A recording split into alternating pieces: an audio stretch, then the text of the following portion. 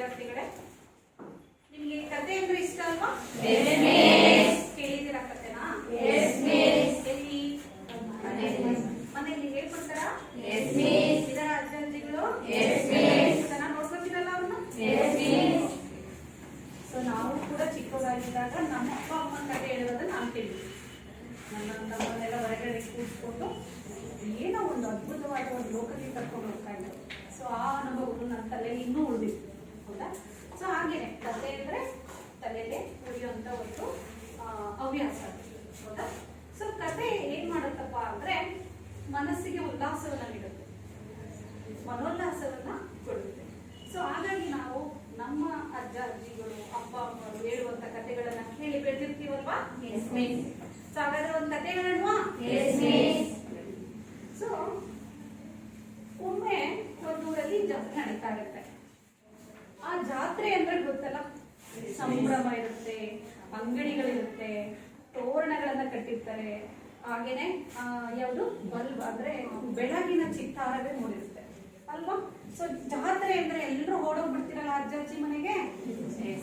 So ಹೀಗೇನೆ ಅಖಿಲ ಅನ್ನೋ ಒಬ್ಬ ಹುಡುಗಿ ಕೂಡ ಊರಮ್ಮನ ಜಾತ್ರೆಗೆ ಅಂದ್ರೆ ಅವರ ಅಜ್ಜ ಅಜ್ಜಿ ಮನೆಗೆ ಊರ್ ಜಾತ್ರೆಗೆ ಬಂದಿರ್ತಾಳೆ. ಅವಳೇನು ಆಸೆ, ಮಕ್ಳು ತರ ಎಲ್ಲ ಆಸೆ ಇರುತ್ತೆ, ಅವಳಿಗೂ ಕೂಡ ಆಸೆ ಉಂಟಾಗುತ್ತೆ. ಮಕ್ಕಳೆಲ್ಲ ಆಟ ಆಡೋದನ್ನ ನೋಡ್ತಾ ಇರ್ತಾಳೆ, ಗಮನಿಸ್ತಾ ಇರ್ತಾಳೆ. ಅವ್ರ ಅಜ್ಜನ ಹತ್ರ ಹೋಗ್ಬಿಟ್ಟು, ಅಜ್ಜ ನನ್ನನ್ನು ಜಾತ್ರೆ ಕರ್ಕೊಂಡು ಹೋಗು, ನಾನು ಆಟ ಆಡ್ಬೇಕು. ಅಲ್ಲಿ ಯಾವ್ಯಾವ ಆಟಗಳಿರುತ್ತೆ ಅಂತ ಗೊತ್ತಲ್ಲ ಜಾತ್ರೆಯಲ್ಲಿ? ಯಾವ್ಯಾವ ಆಟಗಳಿರುತ್ತೆ ಹೇಳ್ತೀರಾ? ಏನೇನಿರುತ್ತೆ? ಜೋಕಾಲಿ ಆಟ ಇರುತ್ತಲ್ವಾ, ಮತ್ತೆ ಜಂಪಿಂಗ್ ಇರುತ್ತ, ಮತ್ತೆ ರಾಟೆ, ರಂಕಲ್ ರಾಟೆ ಅಂತಾರಲ್ವಾ?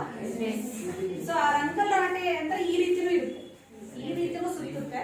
ಅದಕ್ಕೆ ಕುದುರೆ ಆನೆ ಎಲ್ಲ ಕಟ್ಟಿರ್ತಾರಲ್ವಾ? ಸೊ ಇವಾಗ ಆ ತರ ಇರಲ್ಲ. ಇವಾಗ ಏನ್ ಮಾಡ್ತಾರೆ, ಜಾಯಿಂಟ್ ವೀಲ್ ಅಂತ ಈ ತರ ಏನ್ ಮಾಡ್ತಾರೆ, ರೊಟೇಟ್ ಮಾಡ್ತಾರೆ. ಸೊ ಎಕ್ಸಿಬಿಷನ್ ಅಲ್ಲೆಲ್ಲ ನೋಡಿರ್ತೀರಲ್ವಾ ನೀವು? ಆಟನೂ ಆಡಿದಿರಲ್ಲ? ಸೊ ನಾವು ಕೂಡ ಚಿಕ್ಕವರಿದ್ದಾಗ ಆಡಿದ್ವಿ. ಇತ್ತೀಚೆಗೆ ಜಾಯಿಂಟ್ ವೀಲ್ ಅಲ್ಲಿ ಒಂದಿಷ್ಟು ಆಡಿರ್ಬೋದು. ಚಿಕ್ಕವರಿದ್ದಾಗ ನಾವು ಅಂದ್ರೆ ಜೋಕಾಲಿ ಅಂತೇಳಿ ಆಟ ಆಡ್ತಿದ್ವಿ. ಸೊ ಅದು ತುಂಬಾನೇ ನಮಗೆ ಖುಷಿ ಕೊಡೋದು. ಎಷ್ಟು ಕಾಡಿ ಬಿಡಿ ದುಡ್ಡಿಸ್ಕೊಂಡು ಹೋಗಿ ನಾವು ಆ ಆಟವನ್ನ ಆಡಿ ಖುಷಿ ಪಟ್ಟು ಬರ್ತಾ ಇದ್ವಿ. ಹಾಗೇನೆ ಇಲ್ಲಿ ಕೂಡ ಅಖಿಲ ಅನ್ನೋ ಒಬ್ಬ ಹುಡುಗಿ ತನ್ನ ಅಜ್ಜನನ್ನ ಕರ್ಕೊಂಡು ಹೋಗ್ತಾಳೆ ಜಾತ್ರೆಗೆ. ನನಗೆ ಜಾತ್ರೆ ತೋರಿಸ್ಕೊಂಡು ಬರ್ಬಾ ಅಂತ ಹೇಳಿ. ಸೊ ತಾತ ಏನ್ ಮಾಡ್ತಾರೆ, ಅಖಿಲನ ಜಾತ್ರೆಗೆ ಕರ್ಕೊಂಡು ಹೋಗ್ತಾರೆ. ಅಲ್ಲಿ ಅಖಿಲ ತೋರಿಸ್ತಾಳೆ, ಅಜ್ಜ ಅದು ಯಾವ್ದು ಆಟ ಅಂತ ಹೇಳ್ತಾರೆ. ಅವಳಿಗೆ ಗೊತ್ತಿಲ್ಲ. ಅದಕ್ಕೆ ಅಜ್ಜ ಉತ್ತರಿಸ್ತಾನೆ, ಅದು ಒಂದು ದೈತ್ಯ ಚಕ್ರಮ್ಮ ಅಂತ. ದೈತ್ಯ ಚಕ್ರ ಅಂದ್ರೆ ನಾವು ನಮ್ಮ ಎಕ್ಸಿಬಿಷನ್ ನೋಡುವಂತಹ ಜಾಯಿಂಟ್, ಹೌದಾ? ದೈತ್ಯ ಚಕ್ರ ಆಟಮ್ಮ ಅಂತ ಹೇಳ್ತಾನೆ. ಮತ್ತೆ ಈ ಕಡೆ ಇರುವ ಇನ್ನೊಂದು ಆಟವನ್ನ ಪ್ರಶ್ನೆ ಮಾಡ್ತಾಳೆ, ಇದು ಯಾವುದು ಅಂತ. ಅವಾಗ ಅಜ್ಜ ಹೇಳ್ತಾನೆ, ಇದು ಉಪ್ಲ ಆಟ ಅಂತ ಹೇಳ್ತಾನೆ. ಉಪ್ಲ ಆಟ ಅಂದ್ರೆ ಏನು ಗೊತ್ತಾ ನಿಮ್ಗೆ? ಏನು ಉಪ್ಲ ಅಂದ್ರೆ? ಸೊ ನೀವು ಎಕ್ಸಿಬಿಷನ್ ಅಲ್ಲಿ ನೋಡಿರ್ತೀರಲ್ಲ. ಸೊ ಈ ಒಂದು ರೌಂಡ್ ಅಲ್ಲಿ ಇರುತ್ತೆ, ಅಲ್ಲಿ ಒಂದು ಟೇಬಲ್ ಇರುತ್ತೆ.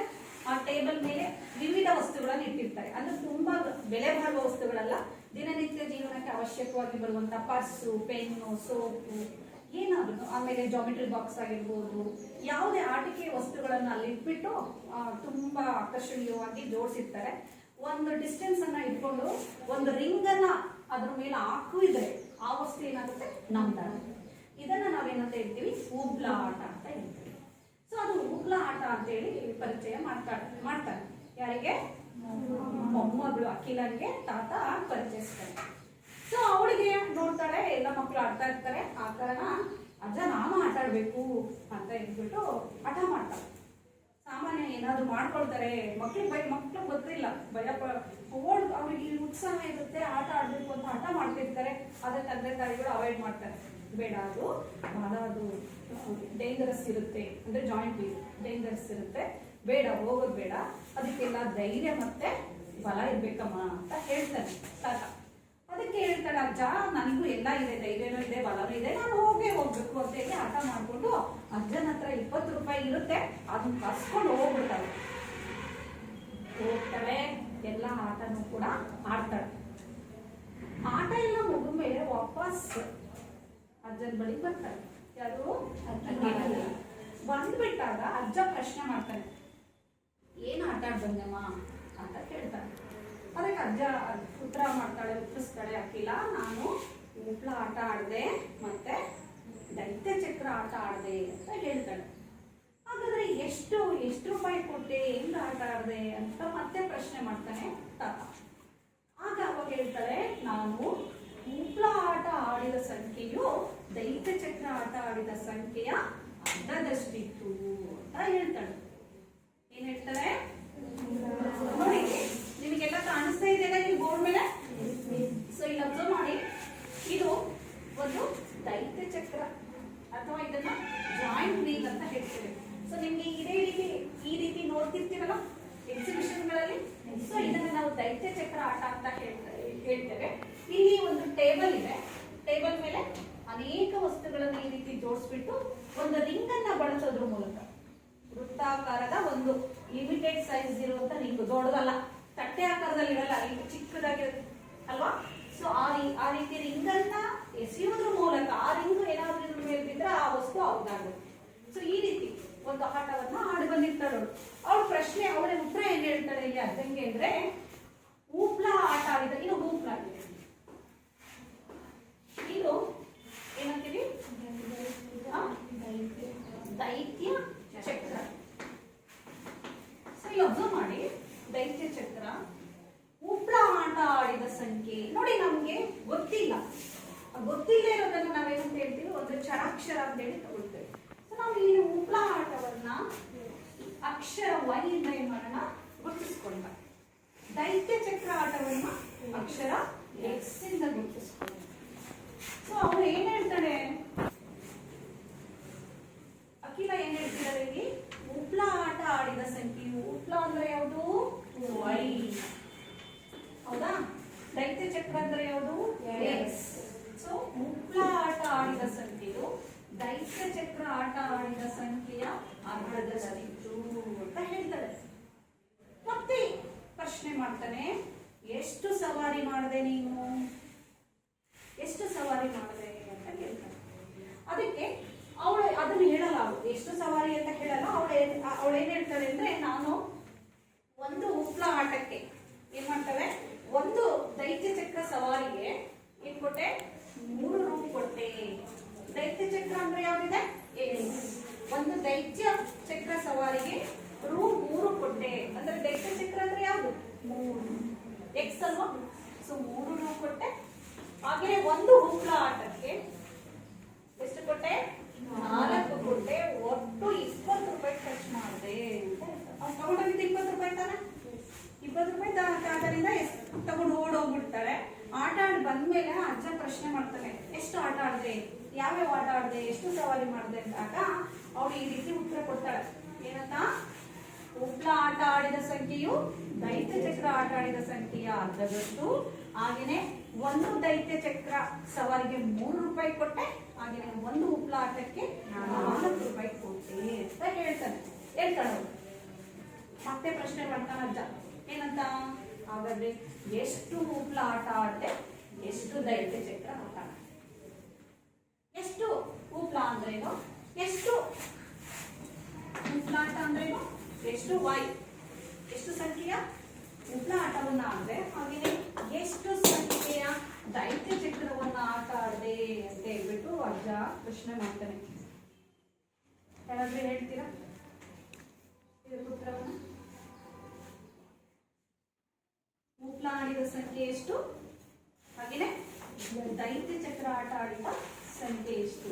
ಬಟ್ ಅವ್ರು ಕೊಡ್ತಿರೋದೇನು, ಒಂದು ಸವಾರಿಗೆ ದೈತ್ಯ ಚಕ್ರ ಆಟಕ್ಕೆ 3 ರೂಪಾಯಿ ಕೊಡ್ತಾ ಇದ್ದಾರೆ, ಹಾಗೇನೆ ಉಪ್ಳ ಆಟಕ್ಕೆ 4 ರೂಪಾಯಿ ಕೊಡ್ತಾರೆ. ಆದ್ರೆ ಎಷ್ಟು ಸವಾರಿ ಮಾಡಿದವಳು ದೈತ್ಯ ಚಕ್ರ ಸವಾರಿ, ಎಷ್ಟು ಉಪ್ಳ ಆಟವನ್ನ ಆಡಿದ್ರು? ಮತ್ತೆ ಪ್ರಶ್ನೆ ಮಾಡ್ತಾನೆ ಅಂತ. ಯಾರಾದ್ರೂ ಉತ್ತರಿಸ್ಲಿಕ್ಕಾಗುತ್ತಾ, ನೀಡ್ತೀರಾ? ಪ್ರಶ್ನೆ ಮಾಡಿ. ಇಲ್ಲಿ ದೈತ್ಯ ಚಕ್ರ ಅಂದ್ರೆ ಏನಪ್ಪ, 3x, ಹೌದಾ? ಉಪ್ಳ ಆಟ ಅಂದ್ರೆ ಏನಪ್ಪ, 4y. ಸೊ ನಾನು ಹಾಗೇನೆ ಏನ್ ಮಾಡೋಣ, ಟ್ರಯಲ್ ಅಂಡ್ ಎರರ್ ಮೆಥಡ್ ಅಲ್ಲಿ ನೋಡೋಣ, ಹೌದಾ? ಸಪೋಸ್ ಆಡಿದ್ವು ಅಂದ್ರೆ 3 ಇಂಟು 1 ಆಗುತ್ತಲ್ವಾ? ಎಷ್ಟು ರೂಪಾಯಿ ಆಯ್ತು? 3 ರೂಪಾಯಿ. ಹಾಗೇನೆ ಉಪ್ಳ ಆಟವನ್ನ ಒಂದು ಸಾರಿ ಆಡಿದ್ಲು ಅಂದ್ರೆ ಸಪೋಸ್ ಎಷ್ಟಾಯ್ತು? 4 ರೂಪಾಯಿ ಆಯ್ತು. ಇಲ್ಲ ಅವಳು ದೈತ್ಯ ಚಕ್ರವನ್ನ 2 ಬಾರಿ ಆಡಿದ್ಲು ಅಂತ ನಂಬ್ಕೊಳ್ಳೋಣ. 3 2 ಎಷ್ಟು? ಎಲ್ಲ ಗಮನಿಸ್ತಿದ್ದೀರಾ? ಸಪೋಸ್ ಉಪ್ಳ ಆಟವನ್ನ ಎಷ್ಟು ಸಾರಿ ಆಡಿದ್ಲು? 2 ಬಾರಿ ಆಡಿದ್ಲು ಅಂದ್ರೆ ಎಷ್ಟು ರೂಪಾಯಿ ಕೊಟ್ಟಿರ್ತಾಳೆ? ಈಗ ಕೂಡಿ 3 4 ಎಷ್ಟು? 3 4 7. ಹಾಗೇನೆ 6 ಪ್ಲಸ್ 8 6 ಪ್ಲಸ್ 8 ಎಷ್ಟಾಯ್ತು? 16. ಅವಳು ಎಷ್ಟು ಕೊಟ್ಟಿರ್ತಾಳೆ ಟೋಟಲ್? 20 ರೂಪಾಯಿ. ಸೊ ಮತ್ತೆ ನಾವು ಮುಂದುವರೆದು ನೋಡೋಣ. ಸಪೋಸ್ ಚೇಂಜಸ್ ಮಾಡೋಣ. ಅಕಸ್ಮಾತ್ ದೈತ್ಯ ಚಕ್ರ ಆಟವನ್ನ 3 ಆಟ ಆಡಿದ್ರು ಅಂದ್ಕೊಳ್ಳಿ. 3 3 10. ಹಾಗೇನೆ ಉಪ್ಳ ಆಟವನ್ನ 3 ಬಾರಿ ಆಡಿದ್ರು ಅಂದ್ಕೊಳ್ಳಿ. 4 3 12. ಚೆಕ್ ಮಾಡಿ. ಇಲ್ಲಿ 9 ರೂಪಾಯಿ ಕೊಟ್ಟಿದ್ದಾಳೆ ದೈತ್ಯ ಚಕ್ರಕ್ಕೆ, ಅಲ್ಲಿ 12 ರೂಪಾಯಿ ಕೊಟ್ಟಿದ್ದಾಳೆ. 12 9 ಎಷ್ಟು? 20. ಜಾಸ್ತಿ ಆಯ್ತಲ್ಲ? ಸೊ ಇದು ಮುಂದೆ ಹೋದ್ರೆ ನಮಗೆ ಆನ್ಸರ್ ಸಿಗಕ್ಕೆ ಸಾಧ್ಯನೇ ಇಲ್ಲ. ಇನ್ನ ಏನಾದ್ರು ನೋಡೋಣ. ಅಕಸ್ಮಾತ್ 4 12 3 7 6. ಓಕೆ, ಇಲ್ಲೇನಾದ್ರೂ ಚೇಂಜ್ ಮಾಡೋಣ. ಇಲ್ಲಿ ನೋಡಿ, ಇದು ಹೀಗೆ 3 2 6 ಅಲ್ವಾ? ಓಕೆ, 6 ಪ್ಲಸ್ 12 ಎಷ್ಟು? 18 ಆಗುತ್ತೆ ಅಲ್ವೇನ್ರಮ್ಮ? ಓಕೆ, ನೋಡೋಣ. 4 ಕೊಡೋಣ. 3 4 12. ಇಲ್ಲಿ ದೈತ್ಯ ಚಕ್ರವನ್ನು ಎಷ್ಟು ಬಾರಿ ಆಡಿದಾಳೆ? 4 ಬಾರಿ ಆಡಿದಾಳೆ. 12 ರೂಪಾಯಿ ಇಲ್ಲಿ ಸ್ಪೆಂಡ್ ಮಾಡಿದಾಳೆ. ಇಲ್ಲಿ 2 ಬಾರಿ ಏನ್ ಮಾಡಿದಾಳೆ? ಉಪ್ಳ ಆಡಿದಾಳೆ ಅನ್ಕೊಳ್ಳೋಣ. ಸೊ 2 ಬಾರಿ ಉಪ್ಳ ಆಡಿದಾಳೆ ಅಂದ್ರೆ ಎಷ್ಟಾಗುತ್ತೆ? 8 ಆಗುತ್ತಾ? ಈಗ ಕೂಡಿ 12 ಪ್ಲಸ್ 8 20. ಸೊ ಸಾಧ್ಯತೆ ಇದೆಯಲ್ಲ? ಸೊ ನೋಡಿ, ಇಲ್ಲಿ 4 ಬಾರಿ ದೈತ್ಯ ಚಕ್ರ ಆಡಿರ್ಬೋದು. ಹಾಗೇನೆ 2 ಬಾರಿ ಉಪ್ಳ ಆಟ ಆಡಿದಾಗ ಒಟ್ಟು ಎಷ್ಟು ರೂಪಾಯಿ ಕಷ್ಟ ಆಗಿದೆ? 20. ನಾವು ಒಪ್ಕೋಬಹುದಲ್ಲ? 20 ರೂಪಾಯಿ. ಈ ರೀತಿ ನಾವು ಅವಳು ಹೇಳಿರುವಂತ ಒಂದು ಈಕ್ವೇಶನ್ಗೆ, ಪದಕ್ಕೆ ನಾವು ಈ ರೀತಿ ಉತ್ತರವನ್ನ ಕಂಡುಹಿಡ್ಕೊಳ್ಳಿಕ್ಕೆ ಸಾಧ್ಯತೆ ಇದೆ. ಸೊ ಹಾಗಾದ್ರೆ ಇಲ್ಲಿ x ನ ಬೆಲೆ ಏನಾಗುತ್ತೆ? x ನ ಬೆಲೆ ಏನಾಗುತ್ತೆ? 4 ಆಗುತ್ತೆ. y ನ ಬೆಲೆ ಏನಾಗುತ್ತೆ? 2 ಆಗುತ್ತೆ. ನೋಡಿ, ಅವ್ರು ಹೇಳಿರೋದಕ್ಕೆ ಸಮ ಆಗುತ್ತಾ? ಚೆಕ್ ಮಾಡೋಣ. ಉಪ್ಳ ಆಟ ಆಡಿದ ಸಂಖ್ಯೆಯು, ಉಪ್ಳ ಅಂದ್ರೆ y ಅಲ್ವಾ? y ಬೆಲೆ ಎಷ್ಟಿದೆ? 2. ನಾವು ಒಪ್ಕೊಂಡಿದೀವಲ್ವಾ? ಕಂಡಿಡ್ಕೊಂಡಿದೀವಲ್ವಾ? ಉಪ್ಳ ಆಟ ಆಡಿದ ಸಂಖ್ಯೆಯು ದೈತ್ಯ ಚಕ್ರ ಆಟ ಆಡಿದ ಎಷ್ಟಿದ್ದಾಳೆ? ದೈತ್ಯ ಚಕ್ರ ಆಡಿರೋದು ಎಷ್ಟಿದೆ? 4 ಇಂಟು 4 ಹಾಕೊಳ್ಳಲ್ವಾ? ಸೊ 2 2 4. ಉಪ್ಳ ಆಟ ಆಡಿದ ಸಂಖ್ಯೆಯು ದೈತ್ಯ ಚಕ್ರ ಆಟ ಆಡಿದ ಸಂಖ್ಯೆಯ ಅರ್ಧದಷ್ಟು ಇರುತ್ತೆ. ಸಮ ಬಂದಿದೆ ಅಲ್ಲ? ಸೊ ಸಮೀಕರಣ ಅಂದ್ರೆ ಸಮ ಆಗ್ಬೇಕಲ್ವಾ? ಎರಡೂ ಬದಿಯಲ್ಲಿ ಈಕ್ವಲ್ ಇದ್ದಾಗ ಅದನ್ನ ನಾವು ಸಮೀಕರಣ ಅಂತ ಹೇಳ್ಬಿಟ್ಟು ಕರಿತೇವೆ. ಸೊ ನಾವು ಈ ಈಕ್ವೇಶನ್ ಅನ್ನು ಒಪ್ಕೋಬಹುದಲ್ಲ? ಅವಳು ಹೇಳಿರೋ ಹೇಳಿಕೆಯನ್ನು ಒಪ್ಕೋಬಹುದಲ್ಲ? ಸೊ ಹಾಗೇನೆ ಇಲ್ಲಿ ನೋಡಿ, 3 ಇಂಟು x ನ ಬೆಲೆ ಎಷ್ಟಿದೆ? 4 ಇದೆ. y ನ ಬೆಲೆ 3 4 12 4 2 ಎಷ್ಟಾಯ್ತು? ಒಟ್ಟು 20. ನೋಡಿ, ಈ ರೀತಿ ನಮ್ಮ ದಿನನಿತ್ಯದ ಜೀವನದಲ್ಲಿ ಬರುವಂತಹ ಕೆಲವೊಂದು ಸಂದರ್ಭಗಳನ್ನ ನಾವು ಸಮೀಕರಣಕ್ಕೆ ಹೋಲಿಕೆ ಮಾಡಬಹುದು. ಹೌದಾ? ಸೊ ಹಾಗಾದ್ರೆ ಹೇಳಿ, ಇವೆಲ್ಲ ನೀವು ಹಿಂದಿನ ತರಗತಿಯಲ್ಲಿ ಓದಿರುವ ಈ ರೀತಿ ಸಮೀಕರಣಗಳನ್ನ, ಇವು ಎಂತ ಸಮೀಕರಣಗಳು?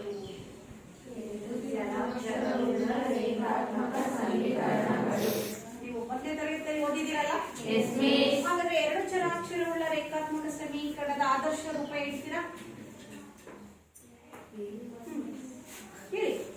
2 ಚರಾಕ್ಷರವುಳ್ಳ ರೇಖಾತ್ಮಕ ಸಮೀಕರಣದ ಆದರ್ಶ ರೂಪ. ಜೋಡಿಗಳಲ್ಲ ನಾನು ಹೇಳ್ತೇನೆ, ಬರೀ ರೇಖಾತ್ಮಕ ಸಮೀಕರಣ. 2 ಚರಾಕ್ಷರ ಇರುವಂತದ್ದು ಯಾವುದು? ax square plus by plus c = 0. ನೋಡಿ, ax plus by plus c = 0 ಅನ್ನೋದು 2 ಚರಾಕ್ಷರವುಳ್ಳ ರೇಖಾತ್ಮಕ ಸಮೀಕರಣ. ಸೊ ನಮಗೆ ಈ ತರ ಸಮೀಕರಣ ಬರ್ತಾ ಇದೆ ಇಲ್ಲಿ? 2 ಬರ್ತಾ ಇದೆ ಅಲ್ವಾ? ಸೊ ನೋಡಿ y is equal to half x ಅನ್ನ ನಾವು ಆದರ್ಶ ರೂಪಕ್ಕೆ ತಗೊಂಡ್ಬಿಡೋಣ. ಏನಾಗುತ್ತೆ ನೋಡಿ, y is equal to, so ಓರೆ ಗುಣಾಕಾರ ಮಾಡೋಣ ಅಲ್ವಾ? y into 2 2y ಹೌದಾ? 2y is equal to ಏನಾಯ್ತಪ್ಪ? x ಆಯ್ತು. ಇದನ್ನ ಆದರ್ಶ ರೂಪಕ್ಕೆ ಬರೆಯೋಣ, ಅಂದ್ರೆ ax plus by plus c ರೂಪಕ್ಕೆ ಬರೆಯೋಣ. ಸೊ ಮೊದಲು ಏನ್ ಬರಬೇಕು? x ಬರಬೇಕು. So x ಬರ್ಕೊಳ್ಳೋಣ. ನೆಕ್ಸ್ಟ್ ಈ 2y ಈ ಕಡೆ ಬಂದ್ರೆ ಏನಾಗುತ್ತೆ? Minus 2y. ಸೊ ಇಲ್ಲಿ ಯಾವುದೇ ಕಾನ್ಸ್ಟೆಂಟ್ ಇಲ್ಲ, c ಜಾಗದಲ್ಲಿ ಯಾವುದೇ ಬೆಲೆ ಇಲ್ಲ. ಸೊ ಹಾಗಾಗಿ ಏನಾಯ್ತು? x minus 2y is equal to ಏನಾಯ್ತಮ್ಮ? ಒಪ್ಕೋಬೋದಾ? ಸೊ ಹಾಗೆ ಇನ್ನೊಂದು ಸಮೀಕರಣ ನಮಗೆ ಆದರ್ಶ ರೂಪದಲ್ಲೇ ಇದೆ. ಏನಂತ ಇದೆ? 3x plus 4y is equal to 20. ಹೌದಾ? ನಾವು ಈ ಸಮೀಕರಣವನ್ನ ಆದರ್ಶ ರೂಪಕ್ಕೆ ಬಂದಾಗ x minus 2y is equal to 0 ಒಪ್ಪೋದಿರಲ್ಲ? So ಎರಡನೇ ಸಮೀಕರಣವನ್ನ ನಾವು ಏನ್ ಹೇಳ್ತಾಳೆ? 3 ನಾನು ದೈತ್ಯ ಚಕ್ರ ಆಟ ಆಡಿದೆ, 4 ಉಪ್ಳು ಆಟ ಆಡಿದೆ. ಎಷ್ಟು 4 ಅಂತ ಗೊತ್ತಿರಲ್ಲ, ನಾವು ಕಂಡಿಟ್ಕೊಂಡಿದ್ದು 4 ಬಂದಿದೆ. ಸೊ ಈ ರೀತಿ ಬಂದಾಗ ನಮ್ಗೆ ಇನ್ನೊಂದು ಸಮೀಕರಣ ಸಿಕ್ಕಿದೆ. ಅದನ್ನ ನಾವು 3x plus 4y 20 ಅಂತ ಬರ್ಕೊಂಡಿದ್ವಿ. ಸೊ ಇಲ್ಲಿ ನೋಡಿ, ಈ ತರಹ ಸಮೀಕರಣಗಳು ಎಷ್ಟಿದೆ? 2 ಸಮೀಕರಣಗಳು ಇವೆ. x minus 2y equal to 0, 3x plus 4y is equal to 20. ಇದು ಆದರ್ಶ ರೂಪದಲ್ಲಿದೆನಾ? ಎಸ್. ಸೊ ಯಾವಾಗ ಅಂದ್ರೆ ಈ 20 ಏನಾಗಿದೆ? ಈಕ್ವಲ್ಸ್ ಒಳ ಬಂದಾಗ ಏನಾಗುತ್ತೆ? Minus 20 is equal to 0 ಆಗುತ್ತಲ್ವಾ? ನಾವು ಇಟ್ ಈಸ್ ಇನ್ ಆರ್ಡರ್, ಹೌದಲ್ಲ? ಸೊ ನನಗೆ ಅದರ ಅವಶ್ಯಕತೆ ಇಲ್ಲ, ಎಲ್ಲಾ ಸಂದರ್ಭದಲ್ಲೂ ಹಾಗೆ ತಗೋಬೇಕು ಅಂತ ಏನಿಲ್ಲ. ನನಗೆ ಈ ರೂಪದಲ್ಲಿ ಇದೆ, ಇದು ನನಗೀಗ ಅವಶ್ಯಕವಾಗಿ ಬೇಕಾಗಿದೆ. ಸೊ ಇಲ್ಲಿ ಗಮನಿಸಬೇಕು, ಈ ಸಮೀಕರಣಗಳು ಯಾವ ರೂಪದಲ್ಲಿ ಇರುತ್ತೆ? ಸಾಮಾನ್ಯವಾಗಿ ನಾವು ಜನರಲ್ ಫಾರ್ಮ್ ಅಲ್ಲಿ ಬರೀತೇವೆ. ಎಲ್ಲಾ ಸಮೀಕರಣಗಳನ್ನು ಹೇಳೋದ್ರ ಮೂಲಕ ನಾವು ನಿಮ್ಗೆ ಅರ್ಥೈಸ್ಲಿಕ್ಕೆ ಆಗೋದಿಲ್ಲ. ಹಾಗಾಗಿ ಒಂದು ಜನರಲ್ ಫಾರ್ಮ್ ಅಂತ ಹೇಳ್ಬಿಟ್ಟು ಬರೀತೇವೆ, ಸಾಮಾನ್ಯೀಕರಣ ಅಂತ. ಎಲ್ಲರಿಗೂ ಒಂದೇ ಅರ್ಥ, ಯಾವುದೇ ಎಲ್ಲೂ ಕೂಡ ಅದರ ಬೆಲೆಗಳು ಬದಲಾವಣೆ ಆಗಲ್ಲ. ಅದನ್ನ ಸಾಮಾನ್ಯವಾಗಿ ನಾವು ಬರೆದಾಗ ಅಬ್ಸರ್ವ್ ಮಾಡಿದ್ವಿ. ಸಾಮಾನ್ಯವಾಗಿ ಇವುಗಳನ್ನು ಬರೆಯೋದಾದ್ರೆ ಹೇಗೆ ಬರೀಬಹುದು? ಇಲ್ಲಿ ಅಬ್ಸರ್ವ್ ಮಾಡಿ, ax ಇದೆಯಲ್ಲ, ಅದನ್ನು ನಾನು a1 ಅಂತ ತಗೊಳ್ತೇನೆ. a1x plus b1 b1y plus c1 equal to 0. ಇದು ಒಂದನೇ ಸಮೀಕರಣ, ಒಂದನೇ ರೇಖಾತ್ಮಕ ಸಮೀಕರಣ. ಇಲ್ಲಿ ಎರಡನೇ ರೇಖಾತ್ಮಕ ಸಮೀಕರಣವನ್ನು ಹೇಗೆ ಬರೀಲಿಕ್ಕೆ ಸಾಧ್ಯ ಇದೆ? ಹೇಳ್ತೀರಾ? a2x plus b2y plus c2 ಅರ್ಥ ಆಗ್ತಿದೆ? ಸೊ ಇದು ಒಂದು ರೇಖಾತ್ಮಕ ಸಮೀಕರಣ, ಇದು ಇನ್ನೊಂದು ರೇಖಾತ್ಮಕ ಸಮೀಕರಣ. ಹಾಗಾದ್ರೆ ಎಷ್ಟು ಸಮೀಕರಣಗಳಲ್ಲಿ? 2. ಹಾಗಾಗಿ ನಾವು ಇದನ್ನು ಏನಂತ ಕರೀತೇವೆ? 2 ಚರಾಕ್ಷರಗಳಿರುವ ರೇಖಾತ್ಮಕ ಸಮೀಕರಣಗಳ ಜೋಡಿಗಳು. ನಾವು 9ನೇ ತರಗತಿಯಲ್ಲಿ ಓದಿರೋದು 2 ಚರಾಕ್ಷರವುಳ್ಳ ರೇಖಾತ್ಮಕ ಸಮೀಕರಣ. ಅಲ್ಲಿ ಜೋಡಿ ಬಂದಿಲ್ಲ, ಇಲ್ಲೇನಾಗಿದೆ? ಜೋಡಿಗಳು ಬಂದಿದೆ. ಅಂದ್ರೆ 2 ರೇಖೆಗಳ ಸಮೀಕರಣಗಳು ಅಂತ. ಇದು ಒಂದು ರೇಖೆಯನ್ನ ಪ್ರತಿನಿಧಿಸುತ್ತೆ, ಇದು ಇನ್ನೊಂದು ರೇಖೆಯನ್ನ ಪ್ರತಿನಿಧಿಸುತ್ತೆ. ಹಾಗಾದ್ರೆ ಇಲ್ಲಿ a1 b1 a2 b2 c2 ಎಲ್ಲ ಏನು? ಇವೆಲ್ಲವೂ ಕೂಡ ವಾಸ್ತವ ಸಂಖ್ಯೆಗಳು. ಸೊ ಏನಂತ ಬರೆಯೋಣ ನೋಡಿ, a1 b1 c1 ಮತ್ತು a2 b2 c2ಗಳು ಏನಾಗಿರುತ್ತೆ? ವಾಸ್ತವ ಸಂಖ್ಯೆಗಳಾಗಿ. ವಾಸ್ತವ ಸಂಖ್ಯೆಗಳಾಗಿರುತ್ತೆ. ಇವೆಲ್ಲ ವಾಸ್ತವ ಸಂಖ್ಯೆಗಳನ್ನು ನಾವು ಓದಿದಿರಲ್ಲ 9th ಅಲ್ಲಿ? ಸೊ ಇವೆಲ್ಲವೂ ಕೂಡ ವಾಸ್ತವ ಸಂಖ್ಯೆಗಳು ಆಗಿರುತ್ತೆ. ನಾವು ಈ ರೀತಿ ಜೋಡಿ ಸಮೀಕರಣಗಳನ್ನ ಜನರಲ್ ಫಾರ್ಮ್ ಆಗಿ ಬಂದಾಗ, ನಾವು ಜನರಲ್ ಫಾರ್ಮ್ ಆಗಿ ಬಂದಾಗ ನಾವು ಈ ರೀತಿ ವ್ಯಕ್ತಪಡಿಸ್ತೇವೆ. ನಿಮಗೆ ನಿಮ್ಮ ಎಕ್ಸಾಮ್ ಅಲ್ಲಿ ಕೇಳ್ಬೋದು, ಒಂದು ಅಂಕದ ಪ್ರಶ್ನೆಗೆ ನಿಮಗೆ ಡ್ಯಾಶಸ್ ಮೂಲಕ ಕೇಳ್ತಾರೆ. ಏನಂತ? 2 ಚರಾಕ್ಷರವುಳ್ಳ ರೇಖಾತ್ಮಕ ಸಮೀಕರಣಗಳ ಜೋಡಿಯ ಸಾಮಾನ್ಯ ರೂಪ ಅಥವಾ ಆದರ್ಶ ರೂಪ ಅಂತ ಕೇಳಿದಾಗ ನಾವು ಈ ಒಂದು ಜನರಲ್ ಫಾರ್ಮ್ ಅನ್ನ ಬರಿಬೇಕಾಗುತ್ತೆ. ನಾವು ಹೇಳ್ಕೊಟ್ಟಾಗ ಹೇಳ್ತಿರಲ್ಲ, ಎರಡು ಚರಾಕ್ಷರವುಳ್ಳ ರೇಖಾತ್ಮಕ ಸಮೀಕರಣದ ಆದರ್ಶ ರೂಪ a1x plus b1y plus c1 equal to 0 a2x plus b2y plus c2 equal to 0 ಇಲ್ಲಿ a1 b1 c1 ಮತ್ತು a2 b2 c2ಗಳು ವಾಸ್ತವ ಸಂಖ್ಯೆಗಳು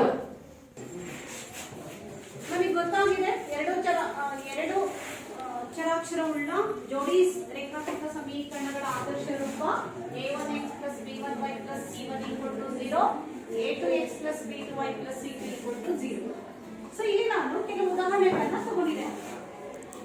ಅಂದ್ರೆ ಎರಡು ಚರಾಕ್ಷರವುಳ್ಳ ರೇಖಾತ್ಮಕ ಸಮೀಕರಣಗಳ ಜೋಡಿಗಳನ್ನ ತಗೊಂಡಿದ್ದೇನೆ.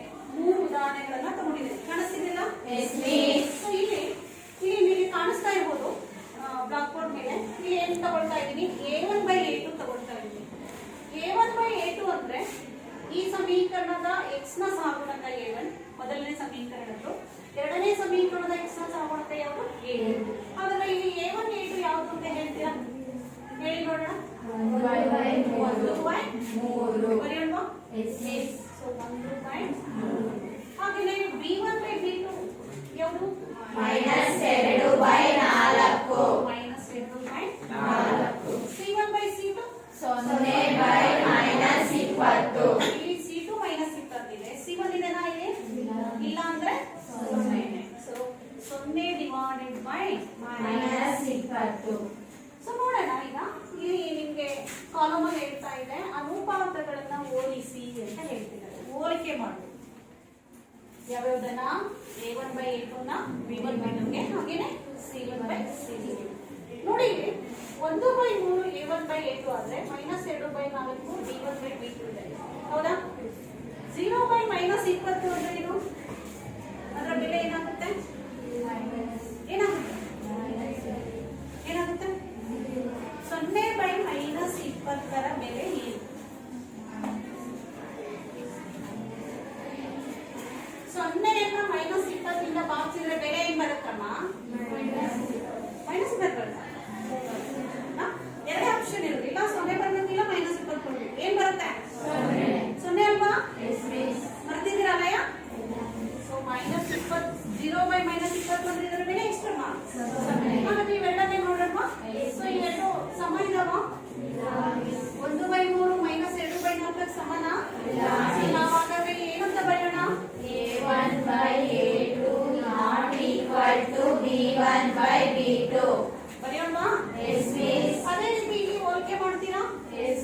ಸೊ ಏನಿದೆ? a1/a2 2/4 b1/b2 3/6 ಓಕೆ -9/-18 ನೋಡಿ. ಇದನ್ನ ಸಿಂಪ್ಲಿಫೈ ಮಾಡಿ ಏನ್ ಬರುತ್ತೆ ನೋಡಿ. 2 2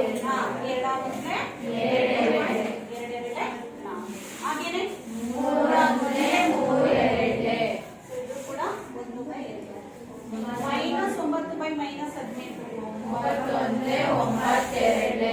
ಸೊ ಮೈನಸ್ ಏನಾಯ್ತು? ಹೆಂಗಾಯ್ತು? ಪ್ಲಸ್. ನಾವು ಚಿಹ್ನೆಗಳನ್ನ ಭಾಗಿಸ್ಬೇಕಾದ್ರೆ ಅವುಗಳನ್ನು ಗುಣಿಸ್ಕೋಬೇಕಾಗುತ್ತೆ. -2 ಏನಾಗುತ್ತೆ? ಪ್ಲಸ್. ಸೊ ಈಗ ಅಬ್ಸರ್ವ್ ಮಾಡಿ, ಅದನ್ನ ಸುಲಭ ರೂಪಕ್ಕೆ ತಂದಾಗ ಅನುಪಾತ ಏನಾಗ್ತಾ ಇದೆ? 1/2 ಇದೆ, 1/2 ಇದೆ, 1/2 ಎಲ್ಲ ಸಮ ಆಗಿದೆ. ಬರೆಯೋಣ ಇಲ್ಲಿ. ಏನಂತ ಬರೆಯೋಣ? a1/a2 equal to b1/b2 equal to c1/c2. ಸರಿನಾ? ಹಾಗಾದ್ರೆ ಇಲ್ಲಿ ನೋಡೋಣ.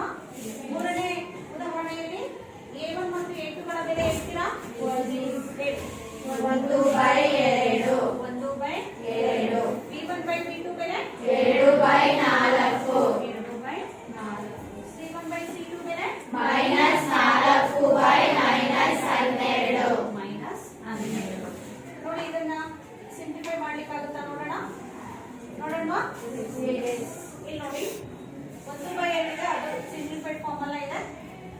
ಎರಡ ಒಂದ್ಲೆ ಓಕೆ 1/2 ಇದು ಕೂಡ 1/2 ಬಂತು. ಸೊ ನೆಕ್ಸ್ಟ್ ಇಲ್ಲಿ ನೋಡಿ 4 ಒಂದ್ಲೆ 3 ಅರ್ಥ ಆಗ್ತಿದೆ.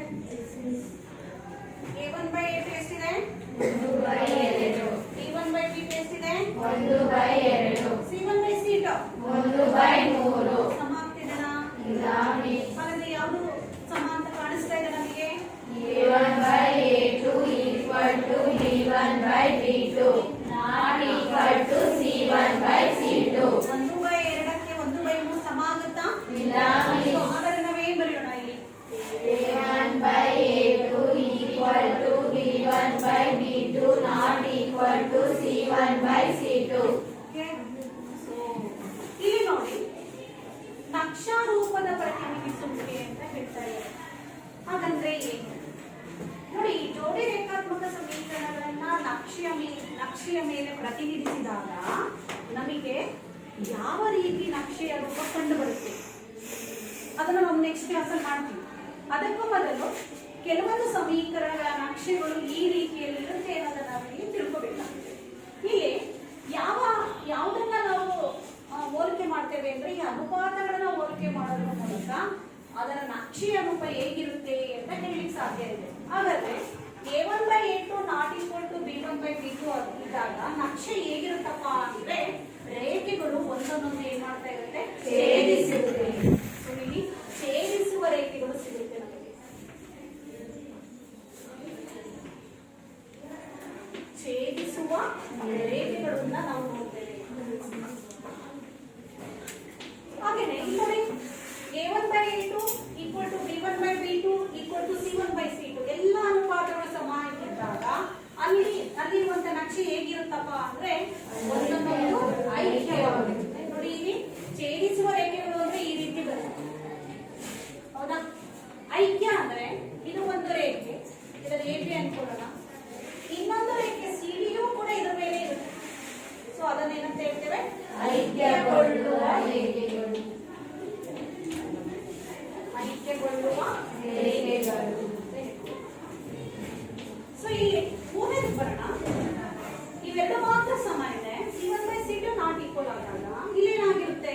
ಸಮಾಂತರ ರೇಖೆಗಳು. ರೇಖೆಗಳು ಇಲ್ಲಿ ಛೇದಿಸಿದೆ, ಐಕ್ಯವಾಗಿದೆ, ಮತ್ತೆ ಇಲ್ಲಿ ಏನಾಗಿರುತ್ತೆ? ಸಮಾಂತರವಾಗಿರುತ್ತೆ. ರೇಖೆಗಳು ಏನಾಗಿರುತ್ತೆ? ಸಮಾಂತರವಾಗಿರುತ್ತೆ. ಸಮಾಂತರ ರೇಖೆಗಳು ಅಂತ ಹೇಳ್ತಾರೆ. ಹೌದಾ? ಸೊ ಹಾಗೆ ಇಲ್ಲಿ ಅಬ್ಸರ್ವ್ ಮಾಡಿ, ಇದು ಎಲ್ಲ ನಮಗೆ ಗೊತ್ತಾಗಿರುತ್ತೆ ನಕ್ಷಾರೂಪ ಅಂದ್ರೆ ಇಲ್ಲಿ ಛೇದಿಸಿರುತ್ತೆ, ಐಕ್ಯವಾಗಿರುತ್ತೆ, ಮತ್ತೆ ಇಲ್ಲಿ ಏನಾಗಿರುತ್ತೆ? ಸಮಾಂತರವಾಗಿರುತ್ತೆ. ಸೊ AB CD ಏನಾಗಿರುತ್ತಪ್ಪ? ಸಮಾನ. ಸೊ ಇಲ್ಲಿ ಗೊತ್ತಾಗ್ತದೆ. ಇದನ್ನ ನಾವು ಮುಂದಿನ ತರಗತಿಗಳಲ್ಲಿ ಇಮೇಜ್ಗಳನ್ನು ತಗೊಂಡು ನಾವು ಪ್ರಾಕ್ಟಿಕಲ್ ಆಗಿ ಮಾಡೋಣ. ಡ್ರಾಫ್ಟ್ ಬೋರ್ಡ್ ಅನ್ನು ಬಳಸಿ ಅವಾಗ ನಮ್ಗೆ ಹೀಗೇನೆ ಬರುತ್ತೆ. ಛೇದಿಸುವ ರೇಖೆನೆ ಬರುತ್ತೆ, ಇಲ್ಲಿ ಐಕ್ಯನೇ ಆಗಿರುತ್ತೆ, ಇಲ್ಲಿ ಏನಾಗಿರುತ್ತೆ? ಸಮಾಂತರವಾಗಿರುತ್ತೆ. ಸೊ ಇದ್ರ ಜೊತೆ ಇಲ್ಲಿ ಇನ್ನೊಂದು ಕಾಲಮ್ ಅಲ್ಲಿ ನಾವು ನೋಡ್ಬೇಕಾಗ್ತಾ ಇದೆ ಬೀಜಗಣಿತೀಯ ಪ್ರತಿನಿಧಿಸುವಿಕೆ. ನೋಡಿ ಇದು ರೇಖಾಗಣಿತ ಬೀಜಗಣಿತ ಒಟ್ಟಾಗಿ ನಾವಿಲ್ಲಿ ತಿಳ್ಕೋಬೇಕಾಗುತ್ತೆ. ಬೀಜಗಣಿತೀಯ ಪ್ರತಿನಿಧಿಸುವಿಕೆ ಅಂದ್ರೆ ಏನು ಹಾಗಾದ್ರೆ ಅಂದ್ರೆ ಈ ರೀತಿ ರೇಖೆಗಳು ಛೇದಿಸಿದಾಗ ಎಷ್ಟು ಪರಿಹಾರಗಳು ಬರುತ್ತೆ? ಇಲ್ಲಿ ನಮಗೆ ರೇಖೆಗಳು ಛೇದಿಸಿದಾಗ ನಮಗೆ ಒಂದೇ ಪರಿಹಾರ ಸಿಗಲಿಕ್ಕೆ ಸಾಧ್ಯ. ನೋಡಿ ಇದನ್ನ ಎಕ್ಸ್ ಅಕ್ಷ ಅನ್ಕೊಳ್ತೇವೆ, ಇದನ್ನ ಏನ್ ತಿಳ್ಕೊಂಡ್ವಿ? ವೈ ಅಕ್ಷ ಅಂದಾಗ ಒಂದು ಈ ಛೇದಿಸುವ ರೇಖೆಯಿಂದ ಒಂದು ಲಂಬ ರೇಖೆ ಎಕ್ಸ್ ಅಕ್ಷಕ್ಕೆ ಎಳಿಬೇಕು, ಇನ್ನೊಂದು ಏನ್ ಎಳಿಬೇಕು? ವೈ ಅಕ್ಷಕ್ಕೆ ಎಳಿಬೇಕು. ಎಕ್ಸ್ ಅಕ್ಷದ ಮೇಲಿನ ಬಿಂದು ಎಕ್ಸ್ ಬೆಲೆ ಆಗುತ್ತೆ, ವೈ ಅಕ್ಷದ ಮೇಲಿನ ಬಿಂದು ಏನಾಗಿರುತ್ತೆ? ವೈ. ಸೊ ಹಾಗಾದ್ರೆ ನಮಗೆ ಕೇವಲ ಒಂದು ಪರಿಹಾರ ಮಾತ್ರ ಸಿಗುತ್ತೆ. ಸೊ ಏನಂತ ಬರೆಯೋಣ? ಒಂದು ಪರಿಹಾರ ಮಾತ್ರ. ನಿಖರವಾಗಿ ಒಂದು ಪರಿಹಾರ ಇರುತ್ತೆ. ಅದನ್ನ ಇನ್ನೊಂದು ಹೆಸರಲ್ಲಿ ಹೇಳೋದಾದ್ರೆ ಅನನ್ಯ ಅಂತ ಹೇಳ್ತೀವಿ. ಅನನ್ಯ ಅಂದ್ರೆ ಏನು? ಒಂದು ಪರಿಹಾರ ಮಾತ್ರ ಉಂಟು. ಐಕ್ಯಗೊಳ್ಳುವ ರೇಖೆಗಳು ನೋಡಿ ಇಲ್ಲಿ AB ರೇಖೆಯ ಮೇಲೆ CD ರೇಖೆ ಏನಾಗಿದೆ? ಐಕ್ಯಗೊಂಡಾಗ ಎಷ್ಟು ಪರಿಹಾರಗಳು ಸಿಗುತ್ತೆ ಹೇಳ್ತೀರಾ? ಅಪರಿಮಿತ ಪರಿಹಾರ. ಸೊ ನಾವು ಈ ರೀತಿ ಹೇಳ್ತೇವೆ, ಪ್ರತಿಯೊಂದು ಬಿಂದುವು ಕೂಡ ಒಂದೊಂದು ಪರಿಹಾರ. ಅಲ್ಲಿ ಪ್ರತಿಯೊಂದು ಬಿಂದು ಏನ್ ಮಾಡ್ತಾ ಇದೆ? ಛೇದಿಸ್ತಾ ಇದೆ. ಸೊ ಹಾಗಾಗಿ every point on the line it is ಅದರ ಒಂದು ಪರಿಹಾರ. ಪರಿಹಾರ ಆಗಿರುತ್ತೆ. ಪ್ರತಿಯೊಂದು ಬಿಂದುವು, ರೇಖೆಯ ಮೇಲಿನ ಪ್ರತಿಯೊಂದು ಬಿಂದುವು ಕೂಡ ಅದರ ಪರಿಹಾರ ಆಗಿರುತ್ತೆ. ಹಾಗಾಗಿ ಇಲ್ಲಿ ಎಷ್ಟು ಪರಿಹಾರಗಳು ಸಿಗ್ತಾ ಇದೆ? ಅವಲಂಬಿತ ಪರಿಹಾರಗಳು ಸಿಗುತ್ತೆ. ಅವಲಂಬಿತ ಪರಿಹಾರಗಳು. ಸೊ ಇಲ್ಲಿ ಥರ್ಡ್ ಒನ್ ಅಲ್ಲಿ ಇಲ್ಲಿ ಬಂದಾಗ ಸಮಾಂತರ ರೇಖೆಗಳು ನೋಡಿ, ಎ ಬಿ ರೇಖೆ ಸಿ ಡಿ ರೇಖೆಗೆ ಸಮಾಂತರವಾಗಿದ್ದಾಗ ಪರಿಹಾರಗಳು ಸಿಗ್ತಾ ಇದೆನಾ? ಕಾಣ್ಲಿಕ್ಕಾಗುತ್ತಾ? ಇಲ್ಲಿ ಏನಂತ ಬರೆಯೋಣ ಹಾಗಾದ್ರೆ? ಪರಿಹಾರಗಳಿಲ್ಲ. ಯಾವುದೇ ಪರಿಹಾರ ಇಲ್ಲ. ಯಾವುದೇ ಪರಿಹಾರ ಇಲ್ಲ. ಓಕೆ. ಸೊ ಇಲ್ಲಿ ಅಬ್ಸರ್ವ್ ಮಾಡಿ, ನಮ್ಗೆ ಇದರಿಂದ ಒಂದು ಅಂಕದ ಪ್ರಶ್ನೆಯನ್ನ ಕೇಳ್ತಾರೆ. ಈ ಮೂರನ್ನು ಕೂಡ ನಾವು ನಮ್ಮ ತಲೆ ಇಟ್ಕೋಬೇಕು. ಅನುಪಾತಗಳು, ನಕ್ಷಾರೂಪಗಳು ಮತ್ತೆ ಬೀಜಗಣಿತ ಪ್ರತಿನಿಧಿಸುವುದು. ಸೊ ಯಾವ ರೀತಿ ಪ್ರಶ್ನೆ ಕೇಳ್ಬೋದು? ಅನುಪಾತಗಳು a1/a2 b1/b2 ಇದ್ದಾಗ ಅದರ ನಕ್ಷಾರೂಪ ಏನು? ಛೇದಿಸುವ ರೇಖೆಗಳು. ಹಾಗಾದ್ರೆ ಅದು ಸ್ಥಿರತೆಯನ್ನು ಹೊಂದಿರುತ್ತಾ ಅಂತ ಕೇಳಿದಾಗ ನಾವು ಇವುಗಳನ್ನು ನೋಡ್ಕೋಬೇಕು, ಅನುಪಾತಗಳನ್ನ ಬರ್ಕೋಬೇಕು, ಅದನ್ನ ಗಮನಿಸಬೇಕು. ಅದು ಛೇದಿಸುವ ರೇಖೆ ಆಗಿರುತ್ತೆ ಅಂದ್ರೆ ಪರಿಹಾರ ಎಷ್ಟಿರುತ್ತೆ? ಒಂದಿರುತ್ತೆ. ಸೊ ಒಂದು ಅಂದ್ರೆ ಅಲ್ಲಿ ಪರಿಹಾರ ಇದೆ ಅಂದ್ರೆ ಅದು ಒಂದು ಸ್ಥಿರತೆಯನ್ನು ಹೊಂದಿರುತ್ತೆ.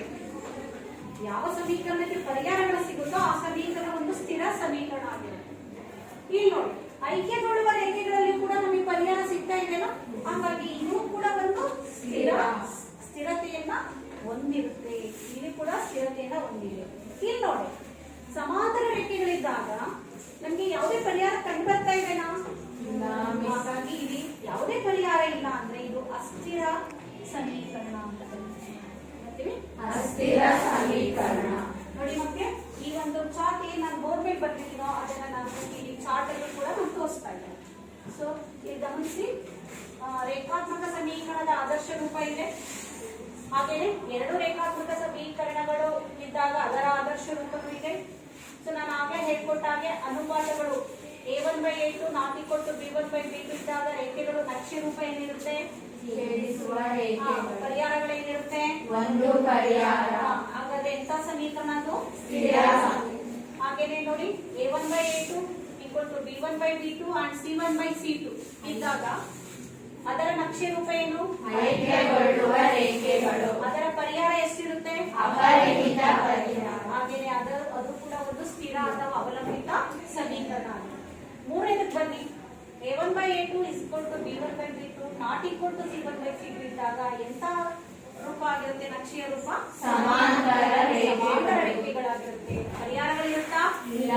ಹಾಗಾದ್ರೆ ಅದನ್ನ ಎಂತ ಸಮೀಕರಣ ಅಂತ ಹೇಳ್ತೇವೆ? ಅಸ್ಥಿರ ಸಮೀಕರಣ. ಸೊ ವಿದ್ಯಾರ್ಥಿಗಳೇ, ನಿಮಗೆಲ್ಲ ಇವತ್ತು ಎದುರಾಕ್ಷರವುಳ್ಳ ರೇಖಾತ್ಮಕ ಸಮೀಕರಣಗಳು ಅಂದ್ರೆ ಏನು, ಹಾಗೇನೆ ಅವುಗಳ ಅನುಪಾತಗಳನ್ನ ಹೋಲಿಕೆ ಮಾಡಿದಾಗ ಆ ಸಮೀಕರಣಗಳ ನಕ್ಷೆ ರೂಪ ಏನು, ಹಾಗೇನೆ ಅದರ ಬೀಜಗಣಿತೀಯ ರೂಪ ಏನು, ಹಾಗಾದ್ರೆ ಇವನ್ನೆಲ್ಲ ತಿಳ್ಕೊಂಡಾದ್ಮೇಲೆ ನಾವು ಈ ಎಲ್ಲ ಸಮೀಕರಣಗಳನ್ನ ನಾವು ಗ್ರಾಫ್ ಬೋರ್ಡ್ ಮೇಲೆ ಏನ್ ಮಾಡ್ಬೇಕಾಗುತ್ತೆ? ರಚಿಸ್ಬೇಕಾಗುತ್ತೆ. ನಾವು ಹಾಗಾದ್ರೆ ಮುಂದಿನ ತರಗತಿಯಲ್ಲಿ ನಾವು ನಕ್ಷೆಯ ಮೂಲಕ ಈ ಸಮೀಕರಣಗಳನ್ನ ಬಿಡಿಸೋಣ. ಹೌದಲ್ಲ? ಎಲ್ಲ ಬರ್ಕೊಳ್ತೀರಲ್ಲ?